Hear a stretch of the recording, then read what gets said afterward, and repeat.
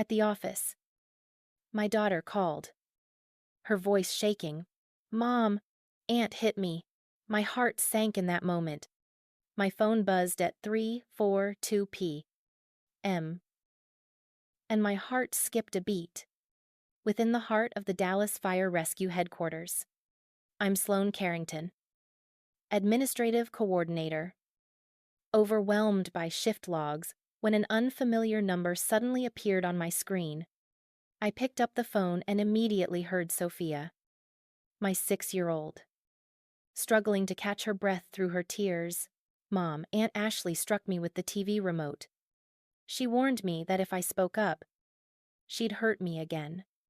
A deafening crash erupted behind her, followed by Ashley's fierce snarl. Enough already, the line went silent.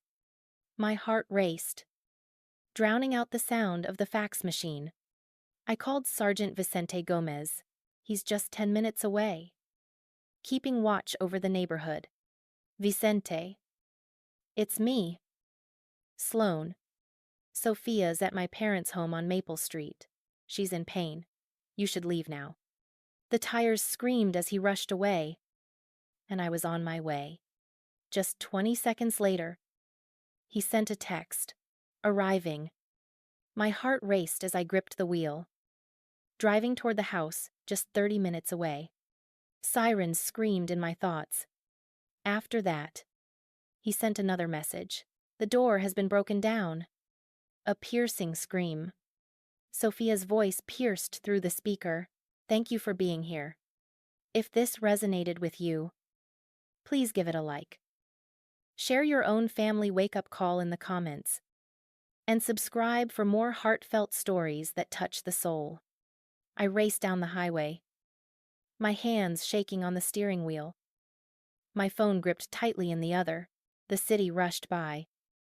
Billboards and traffic lights fading into insignificance. My mind keeps echoing that severed call. Sophia's fragile voice shattering my heart. 30 minutes dragged on.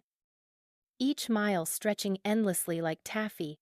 I swerved around a semi-truck, its horn blaring behind me. But in that moment, I felt alive and free. The exit from Maple Street approached, and I swerved, tires screeching on the ramp.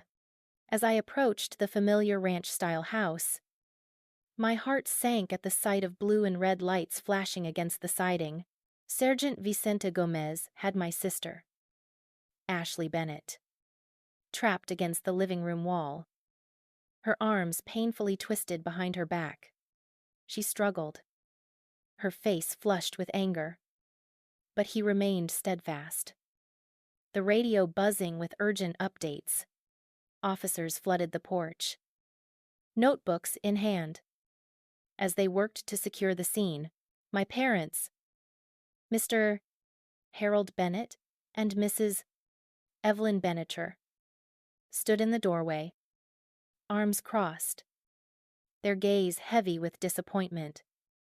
As if my struggles were just a small bother to them. They had been watching over Sophia since the divorce, saying it lightened my burden at the fire station. Their presence churned my stomach. "Sophia!" I yelled as I forced my way past an officer. Vicente glanced down the hallway, a silent acknowledgement passing between them. Sloan. She's safe. The paramedics are with her now. I hurried inside, the air heavy with tension. Sophia curled up on the couch, her knees hugged tightly to her chest, her eyes shimmering with unshed tears. A female officer knelt beside her, whispering gently. My daughter gazed up, her lip trembling. "Mom." I fell to my knees, wrapping her tightly in my embrace. She pressed her face into my shoulder, trembling uncontrollably. "It's all right. My love, I'm right here for you." Vicente handed Ashley over to another officer, who gently cuffed her for the moment. Her eyes burned into me with intensity. "This is absolutely infuriating." She stumbled. I stumbled. I snapped, my voice low, yet piercing. Sophia hesitated, her voice barely a whisper. Aunt Ashley was really upset when I spilled juice on the carpet. With a swift motion, she seized the remote and struck my arm. The pain was unbearable. The words struck deep, leaving bruises behind. I carefully looked at her forearm. A fresh red mark, swollen and alarming. But the paramedic, a middle-aged woman with a clipboard, leaned in after checking her vitals. Her concern evident. "Ma'am, there are older bruises on her upper arm, faded and yellow." This had happened before. My breath was taken away, faded scars of the past. How could I have overlooked this? The room whirled for a moment. Officers listened intently as Vicente recounted the terrifying moment of forced entry, his voice trembling as he remembered the cries that pierced through the door. Ashley just wouldn't stop interrupting. "She's blowing things out of proportion. Kids just tell stories." "Mister." Bennett took a deep breath. Preparing himself. "Sloane, please take a deep breath. Your sister was simply trying to guide her." "Mrs." Bennett gave a gentle nod. "Children truly need discipline." "My dear, Sophia's been so upset lately." Commitment. My anger surged, but I kept my eyes on Sophia. "Please share with the officer everything that occurred." "Dear." She nodded, her voice barely a whisper. "Aunt Ashley raises her voice often while you're at work. Today, she called me a burden once again. And then she struck me." The cop paused, raising an eyebrow as he jotted down notes. Vicente moved in closer. "We have a strong reason to believe, putting a child's safety at risk." Ashley reached out desperately, but the cuffs held her back, trapping her in place. "There's no way to prove anything." I turned away from her and focused on my parents. Your presence lingered. "Why didn't you intervene, Mr.?" Bennett let out a resigned shrug. "We stood together in the kitchen. I heard the chaos and thought Ashley could take care of it." "Mrs." Bennett has now added Sophia's 6. "She must understand the importance of respect, honor for what has been hit." The paramedic gently placed an ice pack on Sophia's arm, whispering words of comfort. Another officer captured the moment. The overturned lamp spilled juice, leaving a stain on the rug, while the remote lay cracked on the floor. Vicente took me aside. "Next, it's time for Sloane to go to the hospital. Complete examination. We need to bring Ashley in for questioning." I nodded, lifting Sophia into my arms. She held on fiercely. "Please don't go again." "Mommy, not now." "My love." As we made our way to the ambulance, the statements echoed painfully behind us. Ashley's denials echoed. While my parents offered feeble defenses for her, the officers shared knowing looks, a silent acknowledgement of the unfolding pattern. At the hospital entrance, the paramedic shared her discovery once more. The faded marks on the arm, a testament to repeated impact. "We'll tell the whole story." The doors slid open, and the harsh fluorescent lights flooded in. Sophia held my hand tightly. This nightmare revealed depths I never imagined. In the pediatric ER, the steady beep of the heart monitor echoed through the room, a rhythmic reminder that Sophia's vitals were holding strong. She lay on the exam table, her small hand tightly gripping mine as the nurses worked to adjust the IV drip for her pain relief. Dr. Elena Torres, the attending physician, exuded a calmness that came from years of experience with children. She carefully reviewed the X-rays on her tablet, her heart heavy with the weight of each case. "Ms. Carrington," she whispered, pulling me aside. "Careful not to let Sophia hear. The new mark on her forearm is from today. A painful reminder of the blunt force from the remote you talked about. Yet, The older ones on her upper arm and shoulder have faded to a soft, yellowish hue. It feels like they've been there for at least a week, maybe even 2. The pattern reveals a heartbreaking cycle of repeated incidents, over and over again. The word reverberated, twisting my insides. I looked at Sophia, her gaze fixed on the ceiling, deliberately avoiding my eyes. How could this happen right in front of me, doctor? Torres gave me a printed report, and my heart raced as I took it in. We'll take care of this by notifying Child Protective Services right away. It's essential to have copies for any legal actions you take. I nodded, my heart heavy as I folded the paper with care.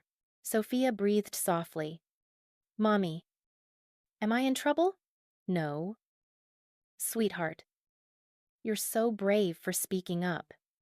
I pressed my lips to her forehead, then quietly moved into the hallway. Seeking a moment alone, my heart raced as I dialed Ashley, the weight of the phone almost too much to bear. She picked up on the second ring, the sounds around her hinting that she was still at the station.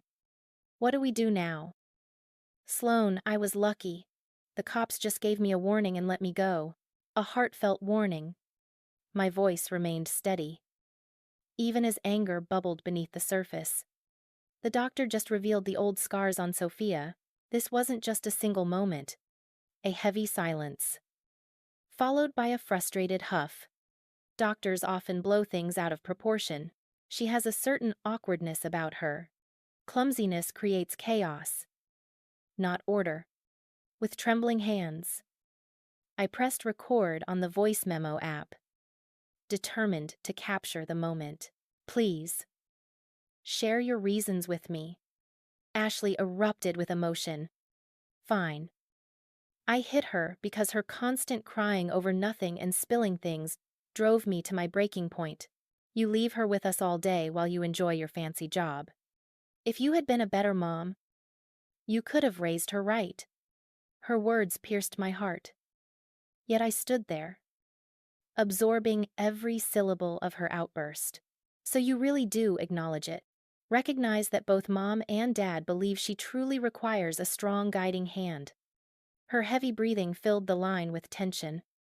I hung up the call, silence filling the space as I stopped the recording. 37 seconds of heartfelt truth. My fingers raced as I emailed the file to myself and saved it to a secure cloud drive. As I sat on the bench outside the room, memories rushed in, overwhelming me. 2 months ago, Sophia began her journey in first grade at the local elementary school. Ashley was determined to take charge of enrollment, to lend a hand. We met in the school office, surrounded by a mountain of forms. A single document caught my attention, a temporary care authorization that empowered Ashley to pick her up or make decisions if I was ever unreachable during my shifts. The administrator had said, "You sign here." Ashley hurriedly skimmed it, the pen scratching fervently against the paper. Is it really only for emergencies? I never questioned my trust in family back then. Now that paper has transformed into something so much greater, a legal foundation for extended care that could hold strong if put to the test. I captured a photo of the signed copy to hold on to the moment. Doctor. Torres came back into the room, holding the discharge papers tightly. She can finally go home with you. Ice your arm and let's check in a week.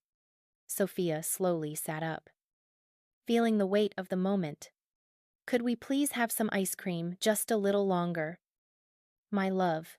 I assisted her into the wheelchair, my heart racing, the recording seared in my pocket, each piece of evidence weighing heavy like bricks. Nurses pushed us toward the exit, while Sophia talked about her school friends, trying to keep her mind off everything. I carefully saved the audio file once more, pouring my heart into the labeling. With my heart racing, I understood that the battle was only starting. This proof has the power to change everything. When we arrived at the parking lot, Vicente stood there, waiting with his cruiser. in the small coffee shop tucked away on a side street near downtown Dallas. The rich aroma of freshly ground beans mingled with the soft hum of the espresso machine. But it did nothing to lift the heavy weight in the air as I sank into the worn leather booth. Ashley sat across from me, with Mr. Harold Bennett on her left and Mrs.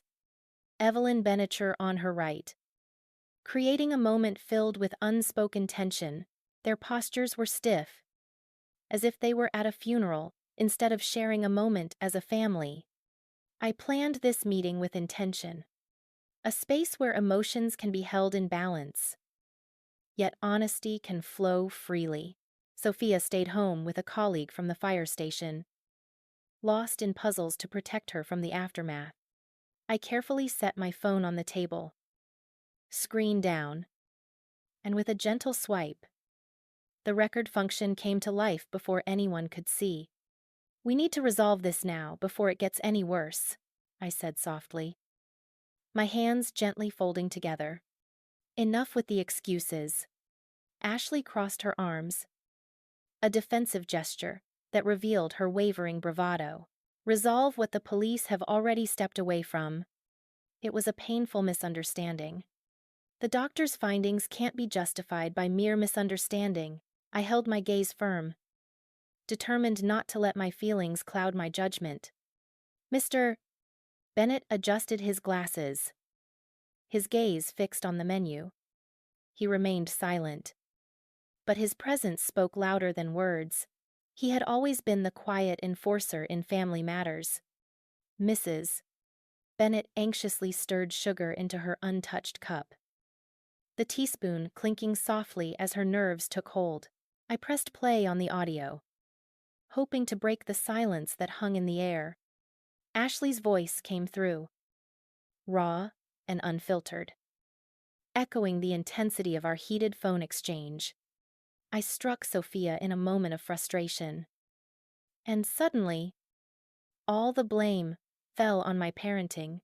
The words lingered in the air, capturing the attention of nearby patrons with a mix of curiosity and intrigue.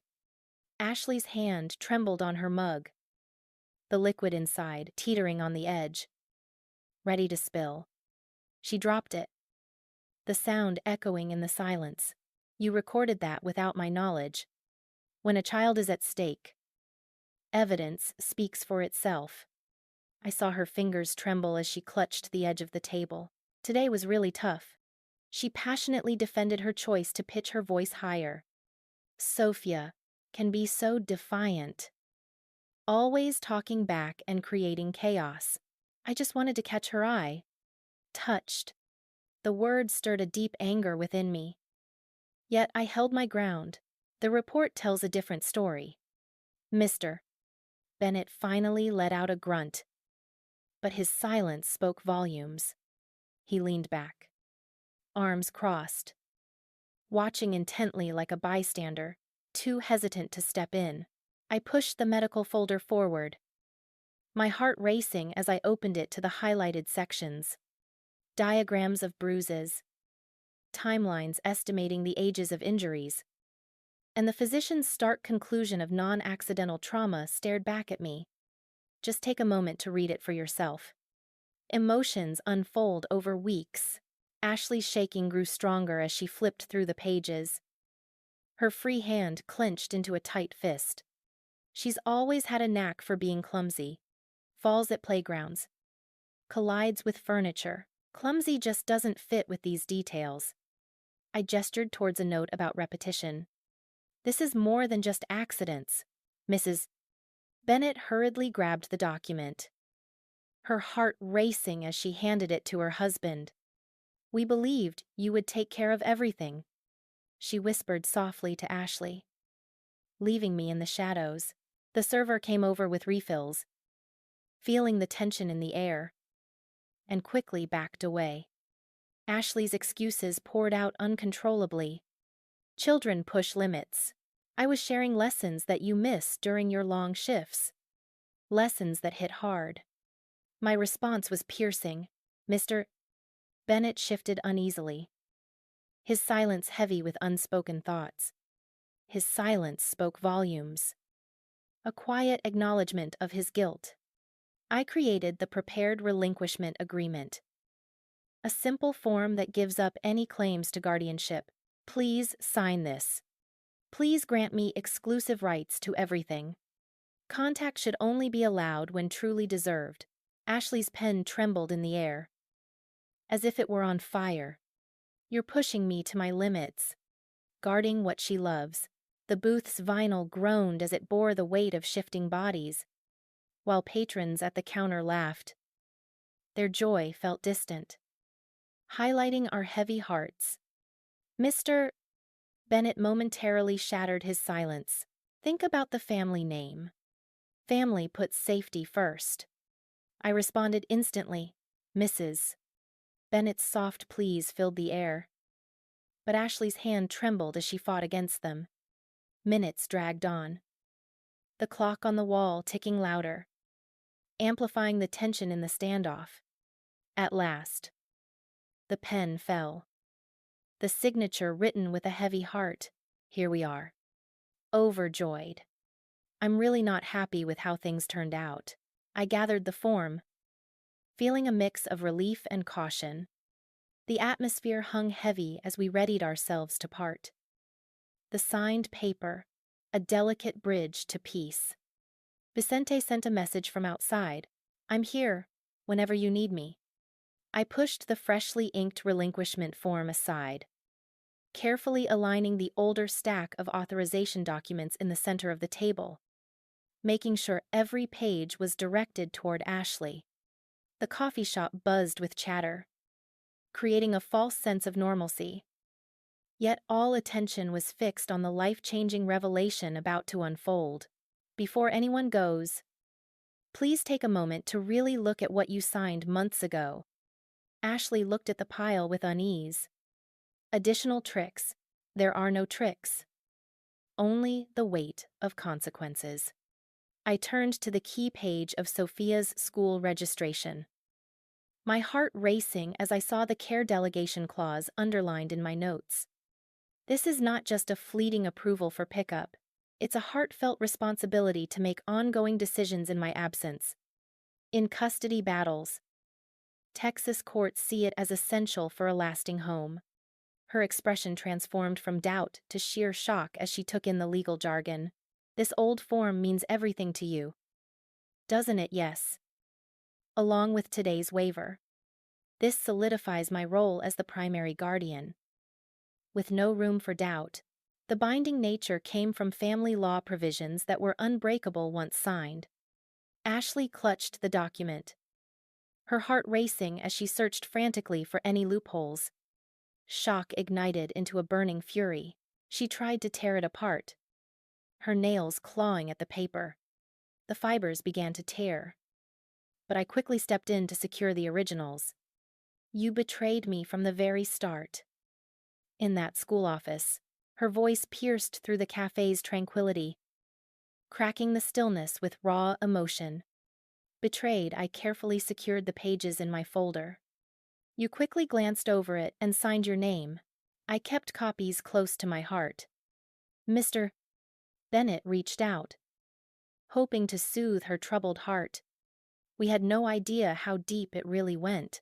Mrs. Bennett nodded with heartfelt enthusiasm.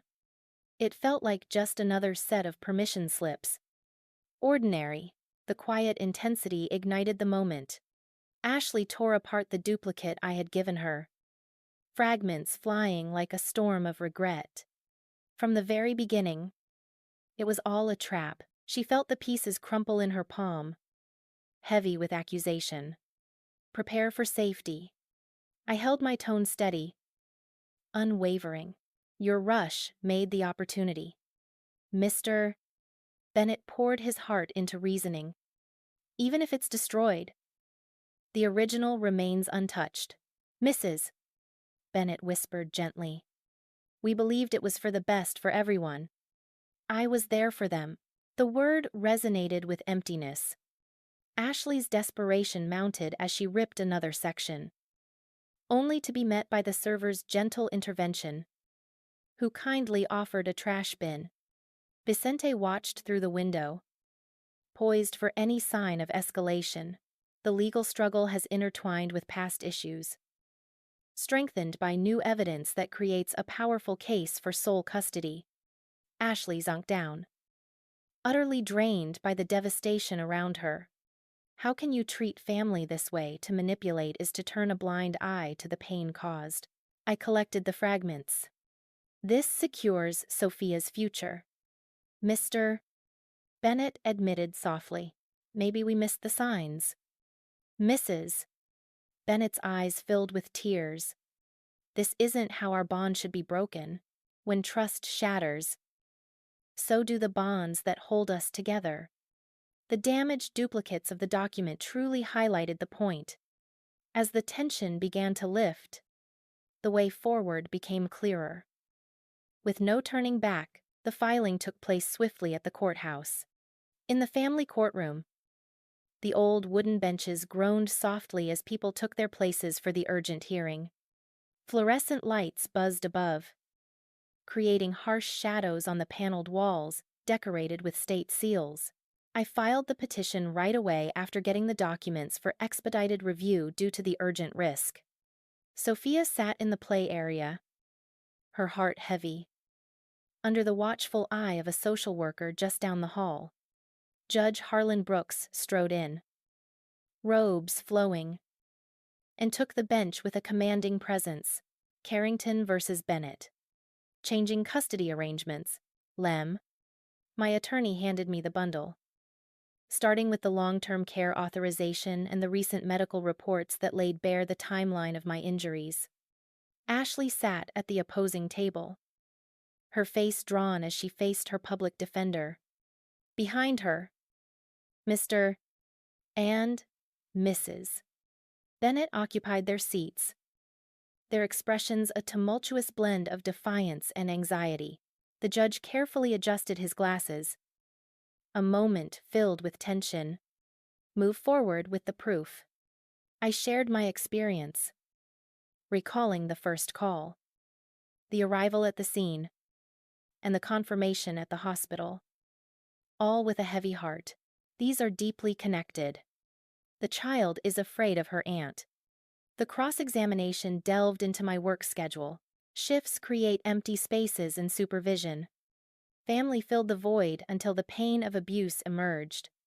I responded immediately. Ashley's defender brushed off the incidents. Discipline, not pain. Judge Brooks called for the exhibits. He put on his headphones, immersing himself in the recording, his brow furrowed at the crucial admissions, and he anxiously flipped through the doctor's annotated charts, tracing the locations, healing stages, and conclusions of intent, unmistakable and intentional.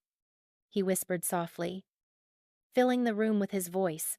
Ashley shifted uneasily, her voice barely a whisper as she spoke to her lawyer. Mr. Bennett clutched the rail, his knuckles turning white. Mrs. Bennett pressed a handkerchief to her eyes. The guardian ad litem for Sophia submitted a heartfelt report from the interview. The minor feels a deep sense of dread about going back to the relative's home. Suggests a heartfelt connection with the petitioner. Judge Brooks gave a solemn nod. Is there anything you'd like to say in response? Ashley's side presented heartfelt character references from co-workers, but he dismissed them with a wave of his hand. It feels disconnected from the tangible proof, with a heavy heart. He quickly scanned the statutes on the screen. The audio confession, medical evidence, and prior authorization clearly show that the petitioner is the de facto guardian. He ruled with unwavering strength. The court has granted Sloane Carrington sole legal and physical custody. There's a lack of shared decision-making. A wave of relief surged through me, yet it was tinged with caution. The gavel fell, echoing in the silence. The judge went on, his voice steady yet filled with weight. Mrs. Ashley Bennett must stay away from the child. To violate is to show utter disregard. Ashley let out a sharp gasp. Her workplace. a local daycare center, would probably initiate an internal review once notified, which is standard for such orders, and could lead to her suspension during the investigation. Mr. and Mrs. Bennett shared a look of pure terror. Judge Brooks made a heartbreaking decision to revoke grandparents' visitation rights indefinitely because they didn't step in when it mattered most. We seek reinstatement, but only after receiving counseling and achieving clearance. Mrs. Bennett fought back tears. Mr. Bennett rose for a moment, then sank back down, overwhelmed. The clerk typed the order quickly, enforcing the restrictions with clear legal authority. The bailiff led Ashley away, her defender following closely behind. The Bennetts hesitated, lingering as they approached. Sloan, I urge you to think this over again. Please think again about safety. This is my final response. The courtroom slowly emptied, leaving behind only the fading echoes of what once was. The choice brought safety. In the new apartment, children's tunes softly filled the cozy living room, their gentle melodies wrapping around us and soothing the distant hum of the city outside the window. We'd find ourselves in a quieter neighborhood in North Dallas, near the fire station and Sophia's new school, beginning anew with unpacked boxes still stacked against one wall. Evenings like this turned into our cherished dinner tales. Nightfall without darkness. Sophia now drifts into peaceful slumber each night, her small bed cradled beneath a canopy of glowing stars that light up her dreams. She finally found peace. Free from the nightmares that used to jolt her awake, therapy sessions slowly peeled away my fears, one layer at a time. In the morning, she would burst out with excitement, sharing stories about her friends or her latest drawings. One afternoon, she gifted me a crayon masterpiece, stick figures of us holding hands beneath a vibrant rainbow. Labeled Mommy and Me Forever, she radiated joy as she hugged my legs, saying it was all for me. I knelt, captivated by the vibrant colors around me. It's absolutely stunning. My love, this belongs on the fridge. Her creativity blossomed with every stroke of paint, papers strewn across the kitchen table on weekends, a chaotic reminder of unfinished tasks and lingering thoughts. Sometimes, our laughter would echo, weaving together the abstract worlds we created. One evening, as we shared cocoa, I softly spoke about trust. Those we cherish should bring us comfort, not fear. Real family hears you and stands by you. She nodded, lost in thought, taking a sip, just like you always do. Forever. The conversation strengthened connections, mending what was broken. The mail came, just like always. A single envelope carried the unmistakable handwriting of the Bennetts. Deeply sorry for my oversight. I truly hope you can forgive me, and I long for the chance to reconnect one day. I absorbed it in silence, emotions tangled, then tucked away in a drawer, unanswered. Healing became our top priority. Reopening wounds helps no one. Our attention turned to cherished routines, joyful park outings, delightful library visits, and the sweet warmth of baking cookies together. Sophia blossomed, her confidence growing with each small victory, like tying her shoes all by herself. After tucking her in at night, I would find myself lost in thought, reflecting on the journey, the call that broke my illusions, the evidence that strengthened my resolve, and the boundaries that were finally set. From hardship, strength blossomed, revealing the importance of staying alert.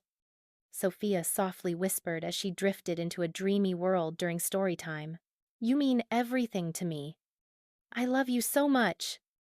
My dear. Her words wrapped around me, igniting a warmth that no solution could ever provide. This experience revealed a profound truth. Parenthood requires a passionate commitment to protect, even from those closest to us. Blood may define our ties, but it is our actions that truly create a family. To those grappling with similar struggles, listen to your heart. Reach out for support, and protect those in need. Every child deserves to be heard.